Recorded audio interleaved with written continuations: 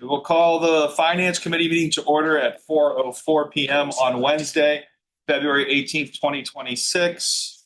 Just a few housekeeping reminders. The cameras follow the sound, so if you have a sidebar conversation, they will be looking at you. Our mics for the audio record are in the ceiling, so make sure you speak clearly. If you are speaking and you're on the side, do come up to the table so that we can hear you and you will be visible on the record. First item is the chairman's roll call. I am Fourth Ward Councilman Mike Ray and the committee vice chair. And to my right, First Ward City Council, Julius Oliver, and member. Seventh Ward City Councilwoman Amber White. Gary Johnson, Water Department. David Skolnick. Charles Shasha, Public Works. Aaron Bishop, Health Department. Mike Drummond, Building and Ground. Derek McCallum, Mayor. Jonathan Hub, Chief of Staff. The Man Kitchen, CPAD. Mike Durkin, Code Enforcement. Clement Franklin, Executive Director of Youngstown Parks and Rec. Adam Benty, Law Department. Kyle Mizek's Finance. Jimmy Yu, Second Ward. Joe Fritz, Law Department. Molly Bianco, Law Department. Sean Carpolo, Police Department. Nicole Taltone, Second Ward Citizen. Rich Harvey, Finance. David Labra, Special Events. Melinda Vath, Court Administrator. Shalice Bolash, Municipal Court. Kimberly Kitchen, Youngstown Municipal Court. Valencia Merrill, City Clerk. all right, that completes item number 1 on our agenda. We'll move to item number 2, which is pending legislation, and we'll start with ordinances. Ordinance number 1 is regarding the renewal of the healthcare. Kyle, any comments on that? Yes, as you are aware, this request is for the admin charge that we pay on a fixed amount for employees to be covered under the program, also for our stop loss. That's what it amounts to. It has grown over the last 2 years, and that is as a result of headcount.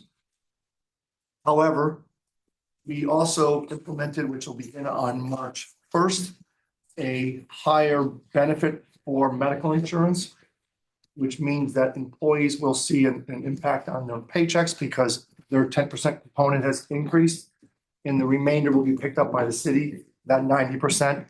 We saw claim costs for medical go up by more than the average rate that had been growing in the last 3 years. It actually doubled in 2025.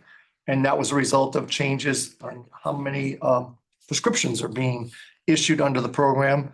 That drove the higher increase in our medical claim costs. So for us to address that and be in compliance where what we have on our books to cover all of our outlays of over the next 12 months, we've had to increase our premiums. And the impact of that will be felt by all employees on March 1st. Thank you. We still are realizing a substantial cost savings by how we're managing it now, because we're having a different strategy that we've had for some time now, correct? Yes, through the chair, we were able to go 3 full calendar years where there was no increase, meaning that what we were collecting and what we were having for outlays and medical insurance premiums, what we were collecting from employees and from the city as contribution was meeting those obligations. Unfortunately, that took a change for the worse this 2025. And so now we've got to be conscientious of this increase in prescription drugs.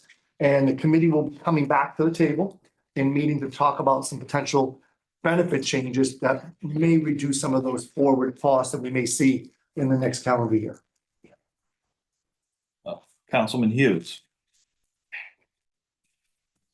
One thing I noticed about the benefits, and I think it's a cost or we use the other terms of whatever we pay every time and co-payments and whatnot there.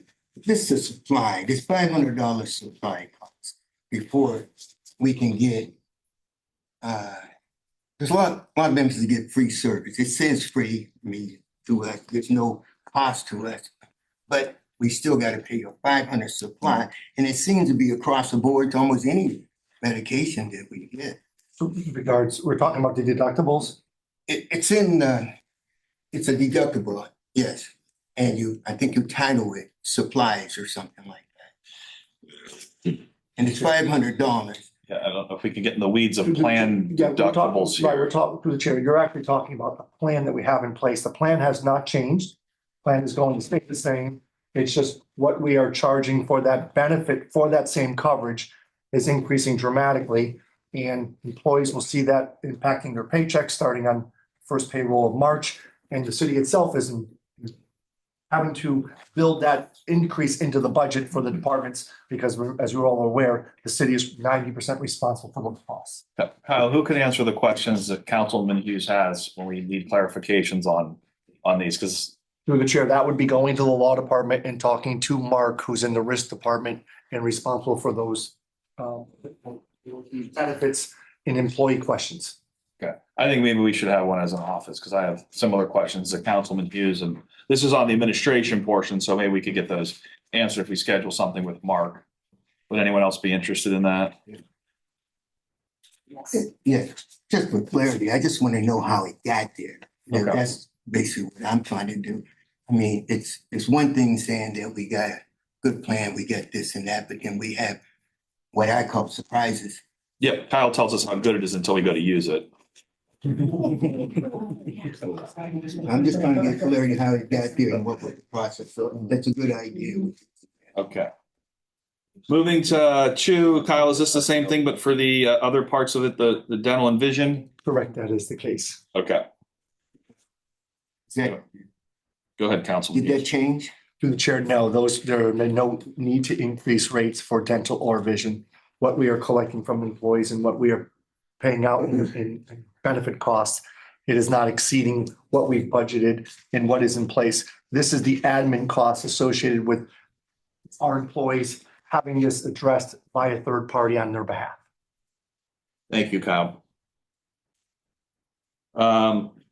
Item number 3 is not a finance item, so we'll move to item 4 on the finance agenda, which is some paving. Chuck, you want to talk about Gibson, Liberty, and Shehai at 1.3 million?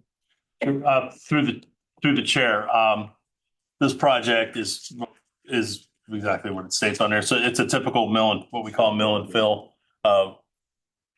3-inch milling, 3-inch overlay, new handicap ramps, street signage, and so forth. The funding is being provided through auto license fee as well as about just under 50-50 split with Ohio Public Works Commission and the $5 or auto license fee. Okay. Councilman Hughes. Is this the same, they're similar to the ones that have been on the last 3 years, these streets to be resurfaced. But you left off McGuffey. I was wondering, what was that? Why is that, or is that just, am I on track? with the- Through the chair, you're right about McGuffey. The McGuffey project is part of the Wood Street Sheridan Road. We actually already had our pre-construction meeting. That contract has been awarded since last fall. That will start construction as soon as the plants open up. So McGuffey is a different project, which will be done probably before this one. So on the east side this year, there will be McGuffey, Liberty, and Shehai streets being resurfaced. Go ahead. Yeah, I get that. I'm just saying, I believe for the last 3 years, but they always lumped together. And you had an article in one of the tabloids or whatever. Only one tabloid on record. As to why it wasn't done last year. So I just was wondering. Usually we talk about these over 3 years by the planning, the funding. How many years do we talk about them before they actually come to fruition? Through the chair, depending upon the funding source, these were two different funding sources. McGuffey was part of a federal highway funding, which takes a little bit longer. That's controlled, that budget is controlled by Eastgate. So we have to kind of fit within their budget. This project was strictly Ohio Public Works Commission. We have more control over that. The reason it didn't go last year just was because it just got too late in the year and it just really extended our budget a little bit too much, the local match. So that's why we pushed it to the spring. Plus the fact that we had a lot of other projects being bid. Thank you, Chuck. Any further questions from members of council? Hearing none, this is one on wastewater. some pipes and fittings, et cetera. I don't know if there's any comments or questions on that. Councilman White. Your chair, able to review the pricing that is collected as you guys go out to solicit those, like the price that we get back. We don't always look at those ourselves. Kyle. Curiosity. Outside of the budget process, to give us the authority to expend funds, we can come back to you after we've purchased them and show you receipts of what those pricings were for those particular items that waste and water believe need for their inventory. Thank you. Right. Number 5, moving to number 6, another one regarding wastewater treatment plant and 14 pump stations, maintenance and supplies.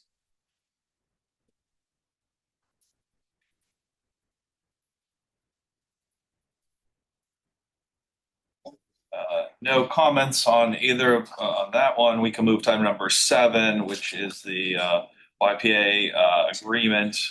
Adam, anything to highlight there? Are you handling that, or is there someone else from law should speak on this? Through the chair, Attorney Fritz was the one who's been involved in the negotiations for that for this past couple of years, so I'll defer to him. Through the chair, we started negotiations well over a year and a half ago. The negotiations kind of hit a standstill, so we had to go through first fact finding, and then we got done with fact finding.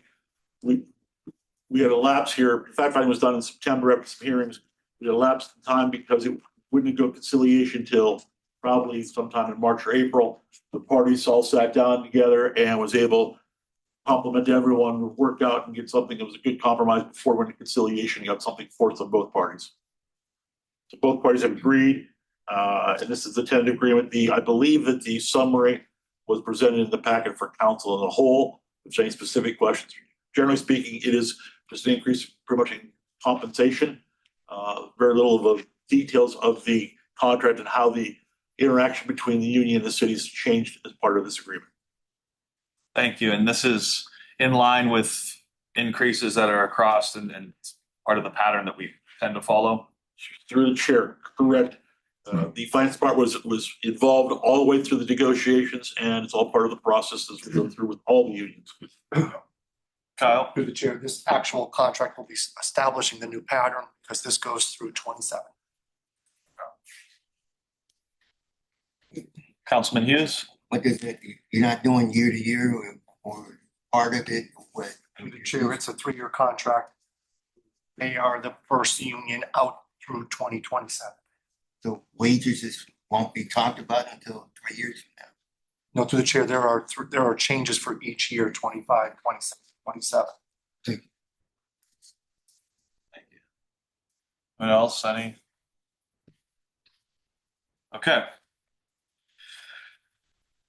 Item 8 is not finance related, so the next one on this agenda is item number 9. Street Department snow removal.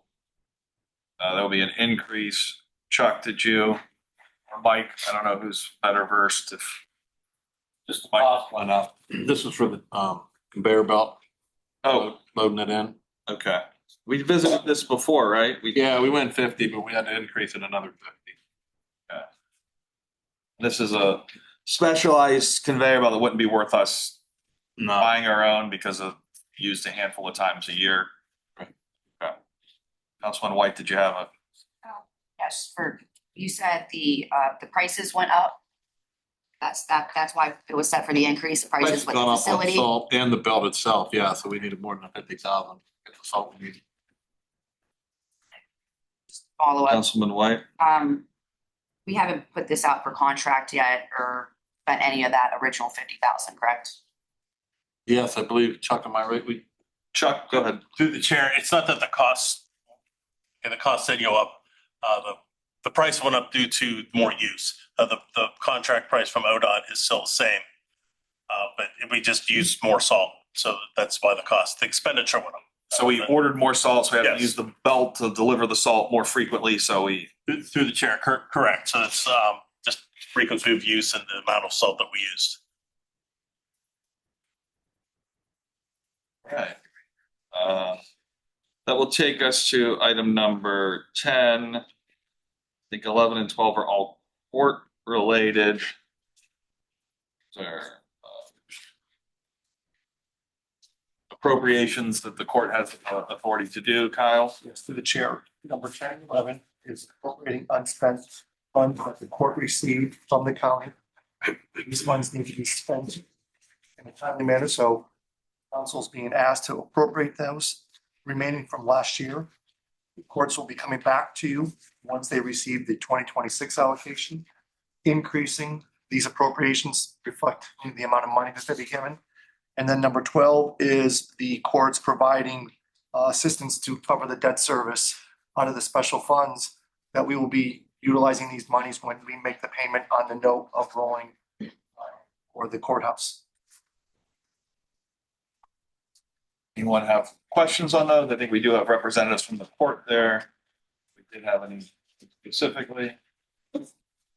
Thanks. Hearing none, that would take us to item number 13, which is removing special assessments associated with the Whiteway lighting. Councilman Hughes. I know we just recently did something about 14.